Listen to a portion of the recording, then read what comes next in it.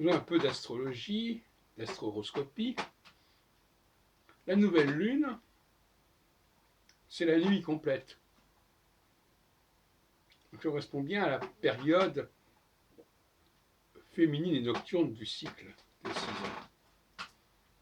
Et avec le premier quartier de lune, la demi-lune, on a déjà un éclairage de la nuit. Et on retrouve cette dialectique dans le premier livre de la Genèse, puisqu'au début, il n'y avait que les ténèbres, et ensuite Elohim apporte la lumière. Eh bien, c'est le passage de la nouvelle lune à la demi-lune, au premier quartier de lune, comme on dit. Alors, on m'objectera qu'évidemment, ensuite, il y a la pleine lune. C'est-à-dire le retour de la nouvelle lune, si on peut dire.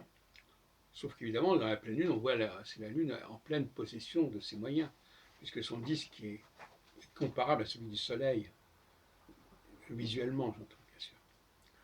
Mais pour moi, il n'y a pas de différence entre le passage de Jupiter sur l'ascendant et sur le descendant. Et donc la comparaison a ses limites, évidemment.